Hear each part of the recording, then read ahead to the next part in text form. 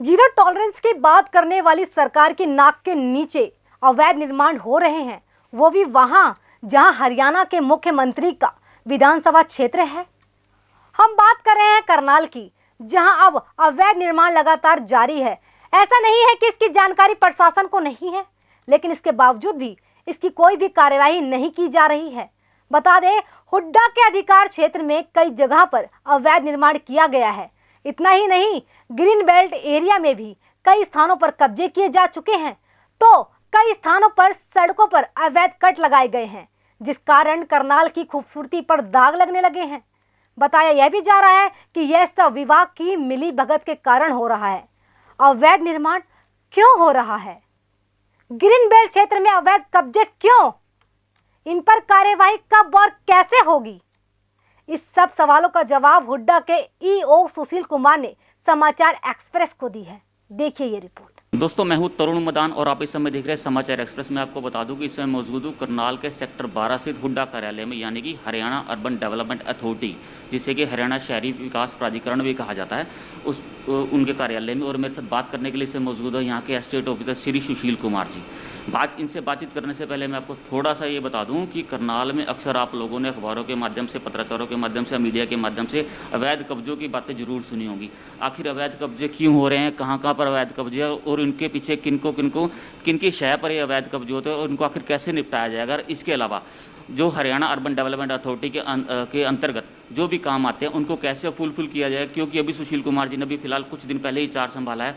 अब हम उनसे बात करने का प्रयास करेंगे कि आखिर ये सब क्यों हो रहा है और कैसे हो रहा है और इससे आम जनता को निजात दिलाने के लिए इनका क्या प्रयास रहेगा। सुशील जी, सबसे पहले आपका स्वागत है समाचार एक्सप्रेस। बहुत बहुत धन्यवाद तरुण मदान जी, और मैं सरकार का भी धन्यवाद करना चाहता हूं कि मुझे यहाँ पर करनाल की जनता की सेवा करने का मौका मिला। Thank you. सुशील जी, मेरा सबसे पहला प्रश्न यह है कि करनाल में एक लंबे चौड़ी एरिया के अंदर ग्रीन बेल्ट बनी हुई है, जहाँ पर ग्रीनरी होनी चाहिए थी, जहाँ पर साफ़ सफाई होनी चाहिए थी, लेकिन वहाँ पर आज के समय में लोगों द्वारा अतिक्रमण किया जा, किसी ने रास्ता बना लिया, किसी ने अपने पार्क बना लिए, किसी ने इवन की कई जगह पर तो बहुमंजिला इमारतें तक बना दी गई हैं। आखिर इसके पीछे क्या कारण है? ग्रीन बेल्ट के अंदर इतनी बड़ी तादाद में अवैध कब्जे क्यों हो रहे हैं? देखिए क्या है, मैं आपको बताना चाहता हूँ कि मैं यहाँ जब आया, मैंने 24/5 को यहाँ ज्वाइन किया था, तो आते ही ये मुद्दा मेरे सामने आया कि जी जो ग्रीन बेल्ट का एरिया है वहाँ पर कुछ लोगों ने रास्ता वहाँ से बना लिया है, जो अपना सेक्टर 9 से लेकर के सेक्टर 6 की साइड जाता है, नूर महल के चौक से होते हुए। बट ऐसा कोई मामला मेरे संज्ञान में अभी तक नहीं आया कि भाई किसी ने अपनी वहाँ पे मकान या हाउस वगैरह बना ली हो। टेम्परेरी एनक्रोचमेंट है। उसके लिए हमने पहले, मैं जैसे यहाँ ऑफिस से मैंने पता किया, तो पहले हमने वायर फेंसिंग वहाँ कर रखी थी, कई जगह से वो टूट गई है।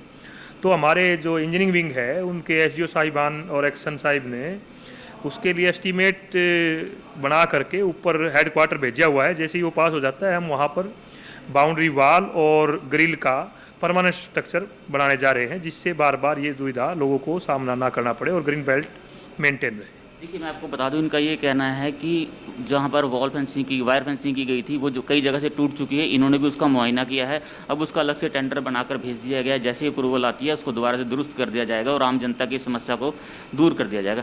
सर, हुड्डा की लैंड पड़ी है कई जगह, करनाल में कई जगह पर खाली, वहाँ पर भी लोगों ने अपना अपना सामान रखना शुरू कर दिया। किसी ने रेता बजरी रखना शुरू कर दिया, किसी ने खोखे बनाने शुरू कर दिए। आखिर ये सब क्या होता है? अगर हमने उनसे बात करने का प्रयास किया तो उनका ये कहना होता है कि आप जो मर्जी कर लो, हमारी सेटिंग है। अब सेटिंग उनकी कहाँ तक होती है, कैसे होती है, इसके बारे में हम आपसे जानना चाहते हैं कि आखिर वो आरोप निराधार हैं, आधारहीन हैं, या उनके पीछे कुछ ना कुछ छुपा है। देखिए, जैसे कि मैंने अभी नया ज्वाइन यहाँ पे किया, फिर भी मैं प्राइम फेसिया भी मैंने जो ऑब्जर्व किया है, ये बिल्कुल निराधार है कि भी उनकी कोई सेटिंग है या इस प्रकार की बातें, और ये बिल्कुल भी कानून के हिसाब से ठीक नहीं है। मैं आपके माध्यम से इस जनता को, इस करनाल की जनता को ये बताना चाहता हूँ कि अगर कोई इस प्रकार की बात कहता है तो हम यहाँ पर 24/7 मैं अपना नंबर जारी कर दूँगा, मैं अवेलेबल उसको खुद उठाऊंगा फ़ोन को। अगर ऐसी कोई बात कहता है तो हम उसके खिलाफ स्ट्रिक्ट एक्शन भी लेंगे, और ऐसा कोई मेरे दफ्तर का मुलाजिम अगर इस प्रकार पाया जाता है तो हम उसके खिलाफ भी कार्रवाई करेंगे। कोई सेटिंग या किसी प्रकार की यहाँ पे ना है और ना थी और ना ही होगी, इस बात की मैं एश्योरेंस आपके माध्यम से जनता को देना चाहता हूँ। देखिए, मैं आपको बता दूं कि इन्होंने हमें एश्योर कर दिया और मैं करनाल की आम जनता को एश्योर करना चाहता हूं कि अगर उनके पास ऐसा कोई मामला सामने आता है, क्योंकि हमने भी कई बार बात करने का प्रयास किया तो हमें भी यही जवाब मिलता है कि आपको जो दिखाना है दिखा लो, हमारी तो सेटिंग है, हमारा काम चलता रहेगा। लेकिन अब सुशील कुमार जी ने कह दिया है कि ये अपना नंबर जारी करने के लिए तैयार हैं। अगर किसी के पास कोई ऐसा मामला सामने आता है, यदि कोई इनके दफ्तर का कोई मुलाजिम भी इस तरह के काम में लिप्त पाया जाता है, उसके खिलाफ सख्त कार्रवाई की जाएगी। वो इनके नंबर पर कॉल कर सकते हैं, 24/7 इनका नंबर जारी रहेगा। सर, इस बात के लिए आपका बहुत बहुत धन्यवाद। मैं आपसे एक सवाल और पूछना चाहता हूँ। करनाल में कई जगह पर सड़कों के बीच में अवैध कट बनाए गए हैं। लोगों ने अपनी सुविधा को देखते हुए अपने घरों के आगे, मकानों के आगे, अपने जो उनके व्यवसायिक संस्थान हैं उनके आगे से अवैध कट बना दी। उन कटों को कब और कैसे बंद किया जाएगा? क्या है, हमने अब सेक्टर वाइज, मैंने इन लोगों को बोला है आते ही भाई सेक्टर वाइज इंक्रोचमेंट का, और कहीं अगर कोई साइड रोड कट है या फिर कोई ऐसी इंक्रोचमेंट है जो अनप्लान्ड भूमि पड़ी है, और हमारे सीए साहब ने भी इन चीज़ों पर काफ़ी इनिशिएटिव लिया है, और हम अनप्लान्ड भूमि जो हमारी पड़ी है सेक्टरों में, उनको हम जल्द से जल्द प्लानिंग करके और ई ऑक्शन की करने वाले हैं।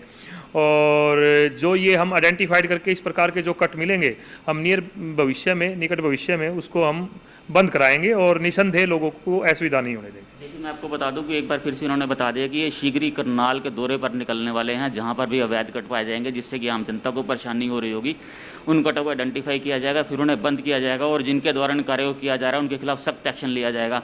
सर, करनाल में इस समय हुड्डा के सेक्टरों के अंदर हॉस्पिटल्स बने हुए हैं, जबकि परमिशन ये दी गई थी कि 25% तक उनको कंसल्टेंसी के लिए अप्रूव किया जाए, लेकिन उन्होंने फुल फ्लेज वहाँ पर हॉस्पिटल बनाए गए हैं। जहाँ तक मेरी जानकारी है, मुझे यह भी पता लगा था कि वो उन उपायुक्त महोदय के से मिले थे अपने आप को अपने हॉस्पिटल्स को रेगुलाइज करवाने के लिए। आपके पास इस बारे में क्या जानकारी है मौजूदा समय में? देखिए, उन हॉस्पिटल्स को रेगुलराइज कराने के बारे में वो उपायुक्त महोदय से मिले या नहीं मिले, हमारे पास इस बात की कोई जानकारी अभी तक नहीं है। अगर कोई आगामी जानकारी होगी हम आपको ज़रूर देंगे। लेकिन 54 ऐसे हॉस्पिटल्स हैं जो हमने 25% कंसल्टेंसी के लिए हमने उनको लाइसेंस दिया था या फिर उनको मान्यता दी थी। उनमें से कुछ मैं आइडेंटिफाई करा रहा हूँ, कुछ लोगों ने रिन्यू नहीं करवाया है अभी तक, उनका रिन्यू किया जाएगा। और अगर कोई इससे 25% से ज़्यादा या कंसल्टेंसी से ज़्यादा उसमें कुछ करने की कोशिश करता है तो वो अवैध पाया जाएगा, और उसके विरुद्ध जो भी उचित कार्रवाई होगी हम करेंगे। सर, ये नियम क्या कहता है? नियम तो 25% का कहता है ना? नियम 25 का कहता है, 25% का, और उसके साथ साथ वो सिर्फ कंसल्टेंसी दे सकता है रेजिडेंशियल एरिया में, दूसरे काम नहीं कर सकता। हम यहाँ पर जो भी हॉस्पिटल्स मौजूद है वहाँ तो सर सारा काम चलता है, वहाँ लाइब्रेरी भी है, इवन की ओटी भी बने हुए हैं। आपने अभी बताया कि 54 को परमिशन दी गई, सर्टिफिकेट दिया गया। उनको किस लिए सर्टिफिकेट? उनको कंसल्टेंसी के लिए तो सर्टिफिकेट दिया गया होगा। बिल्कुल निसंदेह उनको सिर्फ कंसल्टेंसी के लिए सर्टिफिकेट 25% का की अंडर पॉलिसी के तहत दिया गया है। लेकिन अगर मैंने जैसे कि आपको पहले बताया, हम उनको आइडेंटिफाई कर रहे हैं। अब हम सेक्टर वाइज एक रिपोर्ट तैयार कर रहे हैं। मैंने इनको बोल दिया है जिस सेक्टर में इंक्रोचमेंट कितनी है, अवैध रूप से हॉस्पिटल्स कितने चल रहे हैं, या फिर कट कितने हैं, जैसे अनप्लैन्ड भूमि कितनी है, ऑक्शनेबल भूमि कितनी है वहाँ पर, और हम उसके हिसाब से सारा एक प्लान तैयार कर रहे हैं पूरे शहर का, और उस पर कार्य चल रहा है, और शीघ्रतम उसके रिजल्ट निकल करके सामने आएंगे। सर, अगर हम बात करें हुड्डा के जो अंदर मकान बने हुए हैं, सेक्टर के अंदर मकान बने हुए हैं, उनमें भी कई तरह के एनक्रोचमेंट है। किसी ने रैंप आगे बढ़ा दिया, किसी ने सड़क पर कब्जा कर लिया, किसी ने पड़ोसी के देखा देखी अपना आगे एनक्रोचमेंट कर लिया, अतिक्रमण गाड़ी को खड़ा करने के लिए बना दिया। क्या ये सब भी लीगली है या इलीगल है? नहीं, देखिए, कोई भी आदमी बाहर रैंप नहीं निकाल सकता, ये इलीगल है। और अगर अंदर भी कोई इंक्रोचमेंट की है, रूल और रेगुलेशन के हिसाब से उसने अपना मकान नहीं बनाया, तो फर्स्ट ऑफ ऑल तो हम यहाँ देखते हैं हम उसको कंप्लीशन ऑक्यूपेंसी सर्टिफिकेट नहीं जारी करते। और फिर भी अगर कोई पहले से इस प्रकार का है, उसने बाद में ऑक्यूपेंसी सर्टिफिकेट लेने के बाद में उसने बना लिया, तो हम उसको निसंदेह गिराएंगे। अब हम उसके जैसे हम आइडेंटिफाइड कर रहे हैं उसके ऊपर हम कार्रवाई करेंगे। सर, अगर हम बात करते हैं, लास्ट क्वेश्चन है मेरा आपसे। आपने हमें हर सवाल का सटीक जवाब दिया। करनाल की जनता आपसे रूबरू होगी, ज़रूर हम करनाल की जनता को आपसे रूबरू कराएंगे। हम भी आपका चेहरा जनता के सामने लाना चाहते थे। अब एक खुली बात ये है कि जिन्होंने भी अवैध कब्जा कहीं ना कहीं कर रखा है, चाहे वो हुड्डा की लैंड पे है, चाहे वो अवैध कट का मामला है, चाहे वो नर्सिंग होम्स का मामला है, चाहे वो अतिक्रमण का मामला है, चाहे वो रैंप बढ़ाने का मामला है, ऐसे लोग जिन्होंने ये सब कार्रवाई कर रखी है अपने अपने घरों में, अपने अपने व्यवसायिक संस्थानों में, इन सब के लिए आप क्या संदेश देना चाहते हैं कि वो अपने आप पहल कर लें या फिर आप पहल करेंगे? देखिए क्या है, सबसे पहले तो मैं आप लोगों के माध्यम से उन लोगों को ये मैसेज देना चाहूँगा कि आप कतई ये ना समझे कि आपका जो इंक्रोचमेंट है या फिर पॉलिसी से बाहर आपने कुछ मकान में अपनी कंस्ट्रक्शन कर ली है वो वैध कर दी जाएगी या उसके पर आपके प्रति लीनियंट व्यू रखा जाएगा। जो पॉलिसी है, जो लॉ है, उसके हिसाब से हम चलेंगे। अगर वो खुद ठीक करना चाहते हैं उसको और खुद उसको मॉडिफिकेशन वो कर सकते हैं अपने मकान में या फिर कट ठीक कर सकते हैं तो वो वेल एंड गुड, नहीं तो हमें तो पहल करनी पड़ेगी। हम तो जनता को सहूलियतें देनी है जी।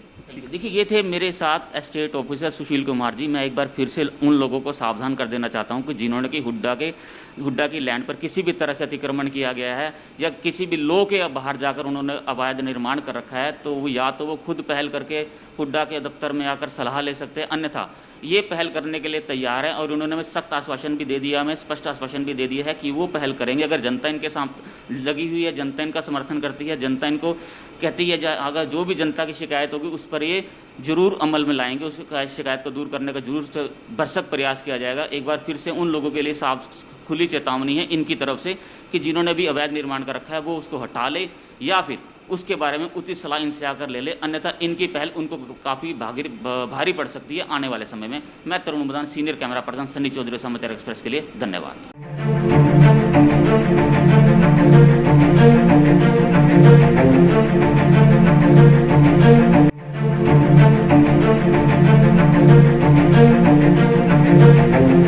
ऐसा अवसर फिर नहीं मिलेगा। अब हरियाणा सरकार की दीनदयाल आवास योजना के अंतर्गत सेक्टर 1 तरावड़ी में 135 और 142 गज के प्लॉट्स मात्र 21,000 रुपए देकर बुक करवाएं। क्रिएटिव सोसाइटी, सड़क, sewerage, street light, park, community centre, तुरंत रजिस्ट्री और पोसेशन भी। कॉल 9466034000।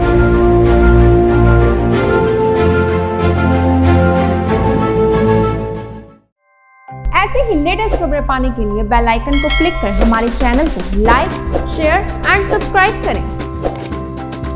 धन्यवाद।